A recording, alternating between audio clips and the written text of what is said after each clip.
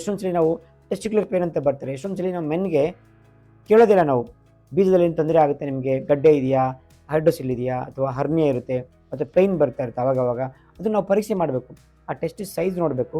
ಒಂದೊಂದ್ಸಲಿ ಚಿಕ್ಕದಾಗಿರುತ್ತೆ, ತುಂಬ ದೊಡ್ಡದಾಗಿರುತ್ತೆ, ಅಥವಾ ಹರ್ನಿಯಾ ಆಗಿರುತ್ತೆ, ಹೈಡ್ರೋಸಿಲ್ ಆಗಿರುತ್ತೆ. ಅದನ್ನು ನಾವು ಪರೀಕ್ಷೆ ಮಾಡಬೇಕು. ಅವಾಗೂ ಅಷ್ಟೇ ಆ ಸಿಂಪಲ್ ಒಂದು ಎಕ್ಸಾಮಿನೇಷನ್ ಇದೆಯಲ್ಲ, ಎಷ್ಟೊಂದು ಸಲ ನಾವು ಟ್ರೀಟ್ಮೆಂಟು ಅಲ್ಲೇ ಕ್ಯೂರ್ ಮಾಡ್ಬೋದು. ಮತ್ತು ವೆರಿಕೋಸಿಲ್ ಇರುತ್ತೆ, ಅದು ಮೈಲ್ಡ್ ಇದೆಯಾ, grade 1, grade 2, grade 3, grade 4, grade 5 ವೆರಿಕೋಸಿಲ್ ಇದೆಯಾ, ಅದರಿಂದನೂ ಅವ್ರ ಬೀಜಕ್ಕೆ ಅಂದ್ರೇನು ಸೆಮೆನ್ ಕ್ವಾಲಿಟಿ ಮತ್ತು ಕ್ವಾಂಟಿಟಿ ಕಡಿಮೆ ಆಗ್ತಾ ಹೋಗುತ್ತೆ.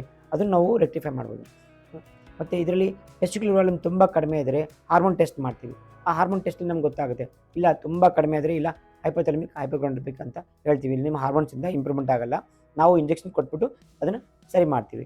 ಕೆಲವೊಂದು ಸಲ ಟೆಸ್ಟೋಸ್ಟೆರಾನ್ ಇಂಜೆಕ್ಷನ್ ಕೊಡಬೇಕಾಗುತ್ತೆ, ಕೆಲವೊಂದು ಸಲ ಇಂಜೆಕ್ಷನ್ಗೆ FSH ಕೊಡಬೇಕಾಗುತ್ತೆ, HMG ಕೊಡಬೇಕಾಗುತ್ತೆ, HCG ಕೊಡಬೇಕಾಗುತ್ತೆ. ಇದರಿಂದ ಏನಾಗ್ತಂದರೆ, ಯಾವುದು ಹಾರ್ಮೋನ್ಸ್ ಕಡಿಮೆ ಇದೆ ನೋಡಿಕೊಂಡು ಅದ್ರ ಪ್ರಕಾರ ಕೊಟ್ಟರೆ ನಿಮ್ಮ ಸೆಕ್ಷುವಲ್ ಡಿಸೈರ್ನೆಸ್ಸು ಮತ್ತು ನಿಮ್ಮ ಸೆಮೆನ್ ಕೌಂಟು, ಮೊಟಿಲಿಟಿ, ಮಾರ್ಫಾಲಜಿ ಎಲ್ಲ ಇಂಪ್ರೂವ್ಮೆಂಟ್ ಆಗುತ್ತೆ. ಸೊ ಅದನ್ನು ನಾವು ಪರೀಕ್ಷೆ ಮಾಡಿದಾಗ ಇನ್ನೂ ಕರೆಕ್ಟಾಗಿ ಹೇಳ್ಬೋದು. ಎಷ್ಟೊಂದು ಸಲ ಏನಾಗ್ತಂದರೆ, ಅವ್ರು ಸೆಮೆನ್ ಕೊಟ್ಟು ಹೋಗ್ತಾರೆ, ತುಂಬ ಕಡಿಮೆ ಇರುತ್ತೆ ವಾಲ್ಯೂಮ್.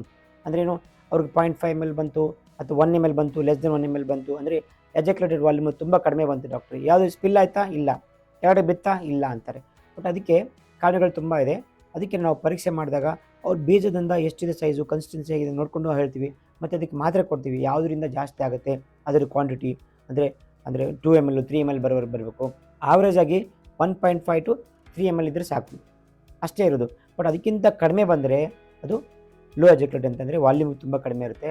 ಅದನ್ನು ಇಂಪ್ರೂವ್ಮೆಂಟ್ ಮಾಡೋಕ್ಕೆ ಕೆಲವೊಂದು ಮಾತ್ರೆ ಎಲ್ಲ ಕೊಡ್ತೀವಿ, ಮತ್ತು ಕೆಲವೊಂದು ಸಿರಪ್ ಕೊಡ್ತೀವಿ. ಕೆಲವೊಂದು ಸಲ ಹಾರ್ಮೋನ್ ಚೆಕ್ ಮಾಡಿದಾಗ ಹಾರ್ಮೋನ್ಸ್ ಇಂಜೆಕ್ಷನ್ ಕೊಡಬೇಕಾಗುತ್ತೆ, ಅದನ್ನು ನಾವು ಕಂಡುಹಿಡಿತೀವಿ. ಸೊ ಇದೆಲ್ಲ ಕೆಲವೊಂದು ಪುರುಷರಲ್ಲಿ ಮೇಜರ್ ಕಾರಣಗಳಿರ್ತವೆ.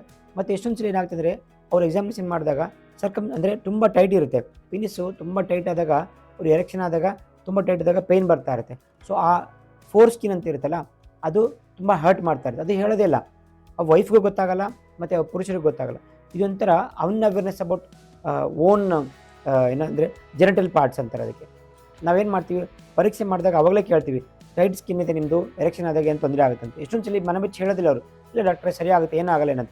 ಬಟ್ ನಾವು 2-3 ಸಲ ಕೇಳಿದಾಗ ಅವ್ರು ಹೇಳ್ತಾರೆ, ಹೌದು ಡಾಕ್ಟ್ರೆ ನಿಮ್ಗೆ ತುಂಬ ಪೇನ್ ಆಗುತ್ತೆ, ಆದರೆ ನನ್ನ ವೈಫ್ ಹೇಳೋದಿಲ್ಲ. ಇಲ್ಲಿ ನಮ್ಮ ಮನೆಯವರು ಏನೋ ತಪ್ಪು ತಿಳ್ಕೊಂಡು ನಮ್ಮ ಅಪ್ಪ ಅಮ್ಮನಿಗೆ ಹೇಳ್ತಾರೆ, ನನ್ನ ಮನೆ ಕರಿತಾ ಹೇಳಿದ್ದು, ಆ ಥರ ಎಲ್ಲ ಇರುತ್ತೆ.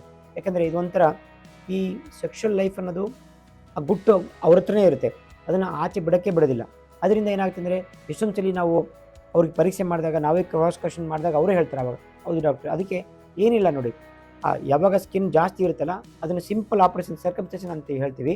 ಅದೇನಿಲ್ಲ, ಒಂದು half an hour ಮುಗಿಸ್ಬಿಡ್ತೀವಿ, 2 to 3 hours ಇರಬೇಕು, ಅಷ್ಟೇ ಹೋಗಬೇಕು. ಅದು ವೆರಿ ವೆರಿ ಮೈನರ್ ಸರ್ಜರಿ. ಮತ್ತು ಇದು ಎಲ್ಲ ಗಂಡು ಮಕ್ಕಳಿಗೆ ಮಾಡ್ಬೋದು, ಯಾವಾಗ ಸ್ಕಿನ್ ಟೈಟ್ ಇದ್ದಾಗ ಮಾತ್ರ. ಅಂದರೆ ಅದರಿಂದ ನಿಮಗೆ ಎರೆಕ್ಷನ್ ತೊಂದರೆ ಆಗ್ತಾ ಇರುತ್ತೆ, ಮತ್ತು ಸೆಕ್ಷುವಲ್ ಲೈಫ್ಗೂ ತೊಂದರೆ ಆಗ್ತಾ ಇರುತ್ತೆ. ಅಂಥ ಟೈಮಲ್ಲಿ ಖಂಡಿತ ಮಾಡಲೇಬೇಕು, ಇದೊಂದು. ಮತ್ತು ವೆರಿಕೋಸಿಲ್ ತುಂಬ ಗ್ರೇಡ್ 4 and 5 ಇದ್ದಾಗ ಮಾತ್ರ ನೀವು ಸರ್ಜರಿ ಮಾಡಿಸ್ಕೊಳ್ಳಿ. ಆ ಗ್ರೇಡ್ 1, 2 ಮತ್ತು 3 ಇದ್ದವ್ರಿಗೂ ಯಾರಿಗೂ ಬೇಡ. ಅದನ್ನು ಹೇಗೆ ಮಾಡಬೇಕು, ಪರೀಕ್ಷೆ ಮಾಡಬೇಕು, ಕಂಡುಹಿಡಬೇಕಂದ್ರೆ ಡಾಕ್ಟರ್ ಮಾಡ್ತಾರೆ. ಅದಕ್ಕೆ ಸೂಕ್ತವಾಗಿ ಸ್ಕ್ಯಾನಿಂಗ್ ಇದೆ, ನಾವು ಪರೀಕ್ಷೆ ಮಾಡ್ತೀವಿ. ಪರೀಕ್ಷೆ ಮಾಡಿದಾಗ ಅದು ಗೊತ್ತಾಗುತ್ತೆ ಯಾವ ಗ್ರೇಡ್ ಇದೆ, ವೆರಿಕೋಸಿಲ್ ಇದೆ, ಅದು ನೋಡ್ಕೊಂಡ್ಬಿಟ್ಟು ನಿಮ್ಗೆ ಸಜೆಷನ್ ಕೊಡ್ತೀವಿ. ಯಾಕಂದರೆ ಆ ಸೆಮೆನ್ ಅನಾಲಿಸಿಸ್ ಪ್ರಕಾರ ನಾವು ಗ್ರೇಡಿಂಗ್ ಮಾಡ್ತೀವಿ. ಸಪೋಸ್ ತುಂಬ ಕೌಂಟು, ಮೊಟಿಲಿಟಿ, ಮಾರ್ಫಾಲಜಿ ತುಂಬ ಕಡಿಮೆ ಇತ್ತು, ಅವ್ರಿಗೆ ಯಾವುದೋ ಡಿಸೀಸ್ ಅಂದರೆ ಶುಗರ್ ಇಲ್ಲ, BP ಇಲ್ಲ, ಮತ್ತು ಯಾವುದೋ ಡ್ರಗ್ಸ್ ತೊಗೊಳ್ತೀರಾ, ಸ್ಮೋಕಿಂಗ್ ಇಲ್ಲ, ಆಲ್ಕೋಹಾಲ್ ಅಂದರೆ ಸರ್ಜರಿಯಿಂದ ತುಂಬ ಹೆಲ್ಪ್ ಆಗುತ್ತೆ. ಯಾವ ಸರ್ಜರಿ? ವೆರಿಕೋಸಿಲೆಕ್ಟಮಿ ಅಂತೀವಿ. ಅದು ಬೈಲ್ಯಾಟರಲ್ ವೆರಿಕೋಸಿಲೆಕ್ಟಮಿ ಅಂದರೆ 2 ಕಡೆ ಬೀಜದ ಮೇಲೆ ರಕ್ತನಾಳ ಇರುತ್ತೆ, ಅದು ತುಂಬ ದಪ್ಪ ಆಗಿರುತ್ತೆ. ಅದನ್ನು ಸಣ್ಣ ಸರ್ಜರಿ ಮುಖಾಂತರ ಅದನ್ನು ಕಟ್ ಮಾಡಿ ಕ್ಲೋಸ್ ಮಾಡ್ತೀವಿ. ಅವಾಗೇನಾಗುತ್ತೆ ಅಂದರೆ, ಅಲ್ಲಿ ಏನು ಹೀಟ್ ಜನ್ರೇಟ್ ಆಗ್ತಾ ಇರುತ್ತಲ್ಲ ಅದು ತುಂಬ ಕಡಿಮೆ ಆಗುತ್ತೆ. ಅದರಿಂದ ನಮ್ಮ ಟೆಂಪ್ರೇಚರ್ ಟೆಸ್ಟಿಸಲ್ಲಿ ತುಂಬ ಕಡಿಮೆ ಆದಾಗ ವೀರಾಣುಗಳ ಉತ್ಪತ್ತಿ ಜಾಸ್ತಿ ಆಗುತ್ತೆ. ಆವಾಗ ಒಳ್ಳೆ ಕ್ವಾಲಿಟಿ ಬಂದಾಗ ಆಟೋಮೆಟಿಕ್ಕಾಗಿ ಸಕ್ಸಸ್ ಆಗುತ್ತೆ. ಇದು ಸಿಂಪಲ್ ಆಗಿರೋದು ತಿಳ್ಕೊಂಡು. ಅದಕ್ಕೇ ಆ ಪುರುಷರ ಬಗ್ಗೆ ಮಾಹಿತಿ ತುಂಬ ಪಡಿಬೇಕು. ಎಷ್ಟೊಂದು ಸಲ ಏನಾಗುತ್ತೆ ಅಂದರೆ, ಅವರು ಡ್ರಗ್ಸ್ ತೊಗೊಳ್ತಾ ಇರ್ತಾರೆ, ಅಂದರೆ ಗಂಡು ಮಕ್ಕಳು ತೊಗೊಳ್ತಾ ಇದ್ದಾರೆ, ಹೆಣ್ಮಕ್ಳು ಗೊತ್ತೇ ಇರಲ್ಲ. ಏನಂದರೆ ಒಂದ್ಸಲಿ ಫಿಟ್ಸ್ ಇರುತ್ತೆ ಅವ್ರಿಗೆ, ಅಥವಾ ತುಂಬ ಒಬೆಸಿಟಿ ಇದು ಕೊಲೆಸ್ಟ್ರಾಲ್ ಟ್ಯಾಬ್ಲೆಟ್ ತೊಗೊಳ್ತಾ ಇರ್ತಾರೆ, ಅದು BP ಮಾತ್ರೆ ತೊಗೊಳ್ತಾ ಇರ್ತಾರೆ. ಇಂಥವೆಲ್ಲ ಮಾತ್ರೆಗಳಿಂದ ನಿಮ್ಮ ಸೆಕ್ಷುವಲ್ ಡಿಸೈರ್ನೆಸ್ ತುಂಬ ಕಡಿಮೆ ಆಗ್ತಾ ಹೋಗುತ್ತೆ. ಸೊ ಅದನ್ನು ನಾವು ಕಂಡುಹಿಡಬೇಕು, ಅದನ್ನು ನಾವು ಎಕ್ಸ್ಟ್ರಾಕ್ಟ್ ಮಾಡ್ತೀವಿ. ಅದಕ್ಕೇ ಒಬ್ಬರ ಪುರುಷನನ್ನು ಇಟ್ಕೊಂಡು ಹೆಣ್ಮಕ್ಳನ್ನ ಆಚೆ ಕಳಿಸಿ ಅವ್ರು ಕೇಳ್ತಾ ಹೋಗ್ತೀವಿ. ಯಾಕೆಂದರೆ ಕೆಲವೊಂದು ಗುಪ್ತವಾಗಿ ಇಟ್ಕೊಂಡಿರ್ತಾರೆ, ವೈಫ್ಗೆ ಹೇಳ್ಬೇಡಿ ಡಾಕ್ಟ್ರೆ ಅಂತಾರೆ. ಈ ಸಿಂಪಲ್ ಒಂದೇ ನೋಡಿ, ಯಾಕೆಂದರೆ ವೈಫ್ ಹೇಳಿದ್ರೆ ಎಲ್ಲಿ ನನ್ನ ಬಿಟ್ಬಿಟ್ಟು ಹೋಗ್ಬಿಡ್ತಾಳೆ, ನಮ್ಮ ಫ್ಯಾಮಿಲಿ ಲೈಫ್ ರೂನ್ ಆಗುತ್ತೆ ಅಂತ ಕೆಲವೊಂದು ಸೀಕ್ರೆಟ್ ಇಟ್ಕೊಂಡಿರ್ತಾರೆ ಕೆಲವು ಪುರುಷರು. ಮತ್ತು ತುಂಬ ಒಬೆಸಿಟಿ ಇದ್ರೂ ಅಷ್ಟೇ, ಅವ್ರಿಗೂ ಸೆಕ್ಷುವಲ್ ಡಿಸೈರ್ ತುಂಬ ಕಡಿಮೆ ಆಗುತ್ತೆ. ಯಾಕಂದರೆ ಅಲ್ಲಿ ಟೆಸ್ಟಿಕ್ಯುಲರ್ ಟೆಂಪ್ರೇಚರ್ ಜಾಸ್ತಿ ಆಗಿಬಿಡುತ್ತೆ ಮತ್ತು ಟೆಸ್ಟೋಸ್ಟೆರೋನ್ ತುಂಬ ಕಡಿಮೆ ಇರುತ್ತೆ. ಅವ್ರಿಗೆ ಶಾರ್ಟ್ ಪೆನಿಸ್ ಇರುತ್ತೆ. ಅದನ್ನು ನಾವು ಹೇಗೆ ಶಾರ್ಟ್ ಪೆನಿಸನ್ನು ಎನ್ಲಾರ್ಜ್ ಮಾಡಬೇಕು ಅದ್ರ ಬಗ್ಗೆ ಏನು ಮಾಹಿತಿ ಕೊಡ್ತೀವಿ. ಯಾವಾಗ ನೀವು ಬಂದಾಗ ನಮ್ಮ ಜೊತೆ ಇಂಟ್ರಾಕ್ಷನ್ ಮಾಡಿದಾಗ ಸ್ಪೆಸಿಫಿಕ್ ಆಗಿ ಇಂಡಿವಿಜುವಲ್ ಟ್ರೀಟ್ಮೆಂಟ್ ಇರುತ್ತೆ. ಪುರುಷರಲ್ಲಿ ಒಬ್ಬೊಬ್ಬರಿಗೆ ಒಂಥರ ಇರುತ್ತೆ, ಎಲ್ಲರಿಗೂ ಕಾಮನ್ ಆಗಿರೋದಿಲ್ಲ. ಅದಕ್ಕೇ ಇದೆಲ್ಲ ನಾವು ನೋಡಬೇಕಾಗುತ್ತೆ. ಆ ಡ್ರಗ್ ಹಿಸ್ಟ್ರಿ ಅನ್ನೋದು ಕರೆಕ್ಟಾಗಿ ತೊಗೊಳ್ಬೇಕಾಗುತ್ತೆ. ಮತ್ತು ಎಷ್ಟೊಂದು ಸಲ ನಮಗೆ ಬ್ರೈನ್ ಸರ್ಜರಿ ಆಗಿರುತ್ತೆ. ಯಾವಾಗಲೂ ಒಂದ್ಸಲ ಚೈಲ್ಡ್ಹುಡಲ್ಲಿ ಅಥವಾ ಆಕ್ಸಿಡೆಂಟಲ್ಲಿ ಸರ್ಜರಿ ಆದಾಗ ಅವ್ರ ಕೆಲವು ನ್ಯೂರಾನ್ಸು ಅಲ್ಲಿ ಕೆಳಗಡೆ ಹೋಗಿ ರಿಲೀಸ್ ಆಗೋದಿಲ್ಲ ಹಾರ್ಮೋನ್ಸ್. ಅದನ್ನು ನಾವು ಚೆಕ್ ಮಾಡಬೇಕಾಗುತ್ತೆ.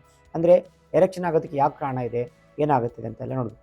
ಮತ್ತು ಕೆಲವು ಮೊನ್ನೆ ಒಂದು ವಾರ ಹಿಂದೆಯೇ ಕಪಲ್ಸ್ ಬಂದಿದ್ರು. 1.5 ವರ್ಷ ಆಗಿದೆ, ಬಟ್ ಸಂಭೋಗ ಮಾಡ್ತಾಯಿದ್ದಾರೆ, ಎಜಾಕ್ಯುಲೇಷನ್ ಆಗ್ತಾಯಿಲ್ಲ ವೈಫ್ ಜೊತೆಗೆ. ಬಟ್ ಆಚೆ ಮ್ಯಾಸ್ಟರ್ಬೇಷನ್ ಮಾಡ್ತಾರೆ. ಅದರಿಂದ ಮ್ಯಾಸ್ಟರ್ಬೇಷನ್ ಕೈಯಿಂದಲ್ಲ, ಚಾಪ ಜೊತೆಗೆ ಮಾಡ್ತಾ ಇರೋದು. ಅಂದರೆ ಕೆಲವರಿಗೆ ಹ್ಯಾಬಿಟ್ಸ್ ಇರುತ್ತಲ್ಲ, ಅದನ್ನು ನಾವು ಕಟ್ ಮಾಡಬೇಕಾಗತ್ತೆ. ಈಗ ಅವ್ರಿಗೇನಾಗಿದೆ, ಚೈಲ್ಡ್ಹುಡ್ಡಿಂದ ಮ್ಯಾಸ್ಟರ್ಬೇಷನ್ ಹಾರ್ಡ್ ಆಬ್ಜೆಕ್ಟ್ ಜೊತೆ ಮಾಡ್ತಾ ಇದ್ದಾರೆ ಅವರು. ಈಗ ವೈಫ್ ಜೊತೆಗೂ ಆಗ್ತಾಯಿಲ್ಲ. ಅಂಥವ್ರಿಗೆ ನಾವು ಟ್ರೀಟ್ಮೆಂಟ್ ಕೊಟ್ಟು ಇವಾಗ ಸಕ್ಸಸ್ ಮಾಡಿದ್ದೀವಿ. ಸೊ ಅಂದರೆ ಎಲ್ಲರಿಗೂ ಬೇರೆ ಬೇರೆ ರೀತಿಯ ಕಾರಣಗಳೇ ಬರ್ತವೆ. ಪುರುಷರಲ್ಲಿ ವೆರೈಟೀಸ್ ಆಫ್ ಮೇಲ್ ಅಂದರೆ ಫರ್ಟಿಲಿಟಿ ಪ್ರಾಬ್ಲಮ್ಸ್ ಬಂದೇ ಬರ್ತಲ್ಲಿ. ಅದನ್ನು ನಾವು ಎಕ್ಸ್ಟ್ರಾಕ್ಷನ್ ಮಾಡೋದೇ ಒಂದು ಇಂಪಾರ್ಟೆಂಟ್. ಯಾಕೆ ನಾನು ಮೇಲ್ ಇನ್ಫರ್ಟಿಲಿಟಿಯಿಂದ ಸ್ಪೆಷಲಿಸ್ಟ್ ಇರೋದ್ರಿಂದ ಅವ್ರ ಜೊತೆಗೆ ಮಾತಾಡಿ, ಅವ್ರ ಜೊತೆ ಫ್ರೆಂಡ್ಶಿಪ್ ಬೆಳೆಸಿ, ಅವ್ರನ್ನ ಒಂದು ಸೆಷನ್ ಅಲ್ಲ, ಒಂದು 2-3 ಸರಿ ತೆಗೆದು ನಾವು ಕಾಲ್ ಮಾಡಿ ಕರೆದು ಟ್ರೀಟ್ಮೆಂಟ್ ಕೊಟ್ಟಾಗ ಅವ್ರು ಇನ್ನೂ ಗೊತ್ತಾಗುತ್ತೆ ಇನ್ನೂ ಯಾವುದೇ ಹಿಸ್ಟ್ರಿ ಇದೆ, ಅವ್ರ ಫ್ರೆಂಡ್ ಸರ್ಕಲ್ ಹೇಗಿದೆ, ಅವ್ರ ಬ್ಯಾಕ್ಗ್ರೌಂಡ್ ಆಫ್ ಇದು ವರ್ಕಿಂಗ್ ಹೆಂಗಿದ್ದಾರೆ, ಮತ್ತು ಎಷ್ಟು ಅವರ್ ಮಲ್ತಾ ಇದ್ದಾರೆ, ಅದೆಲ್ಲ ಅಂದರೆ in toto as a family member ಥರ ಅವ್ರು ನೋಡಿಕೊಂಡು ಅವ್ರನ್ನ ಹೇಗೆ ಟ್ರೀಟ್ಮೆಂಟ್ ಮಾಡಬೇಕಂತ ಚಾರ್ಟ್ ಬರ್ಕೊಡ್ತೀವಿ. ಅವ್ರು ಏನು ತಿನ್ನಬೇಕು, ಎಷ್ಟು ಅವರ್ ಮಲ್ಕೋಬೇಕು, ಮತ್ತು ಅವರಿಗೆ ವಾಚ್ ಕೊಡ್ತೀವಿ. ಅಂದರೆ ಒಂದು ಸ್ಲೀಪಿಂಗ್ ಅಂದರೆ ಎಷ್ಟು ಅವರು ನಾರ್ಮಲಾಗಿ ಸ್ಲೀಪ್ ಬರ್ತಾಯಿದೆ, ಸೌಂಡ್ ಸ್ಲೀಪ್ ಬರ್ತಾಯಿದೆ, ಅದರಲ್ಲೂ ಗೊತ್ತಾಗುತ್ತೆ ನಿಮಗೆ ಎಷ್ಟು ಡಿಸ್ಟರ್ಬ್ ಸ್ಲೀಪ್ ಇದೆ, ನಿಮ್ಮದು ಎಷ್ಟು ನಾನ್ ಸ್ಲೀಪಿಂಗ್ ಡಿಸ್ಟರ್ಬ್ ಇದೆ ಅಂತ. ಅದರಿಂದನೂ ಆ ಹಾರ್ಮೋನ್ಸ್ ಏನಾಗ್ತದೆ ಹೆಚ್ಚು ಕಡಿಮೆ ಆಗ್ತಾ ಹೋಗುತ್ತೆ. ಆ ಒಂದು ಹಾರ್ಮೋನ್ಸ್ ಲೆವೆಲಿಂದನೂ ನಮ್ಮ ಸೆಕ್ಷುವಲ್ ಡಿಸೈರ್ಸ್ ಕಡಿಮೆ ಆಗ್ತಾರೆ. ಸೊ ಇದೆಲ್ಲ ನೀವು ಅಡ್ವಾನ್ಸ್ ಟೆಕ್ನಾಲಜಿ ತುಂಬ ಬಂದಿದೆ. ನಾವು ಹೇಗೆ ಕಂಡುಹಿಡಬೇಕು, ಅವ್ರ ಹತ್ರ ಹೇಗೆ ಮಾಡಬೇಕು, ಏನು ಟ್ರೀಟ್ಮೆಂಟ್ ತೊಗೋಬೇಕು ಅಂತ. ಸೊ ಇದ್ರ ಬಗ್ಗೆ ಇನ್ನೂ ನೀವು ನಮ್ಮ ಹತ್ರ ವರದಾನಲ್ಲಿ ಬಂದಾಗ ಮಾಹಿತಿ ಖಂಡಿತವಾಗಿ ಸಿಗುತ್ತೆ, ಮತ್ತು ಅದಕ್ಕೆ ಅಪ್ರಾಪ್ರಿಯೇಟ್ ಟ್ರೀಟ್ಮೆಂಟ್ ಕೊಡ್ತೀವಿ.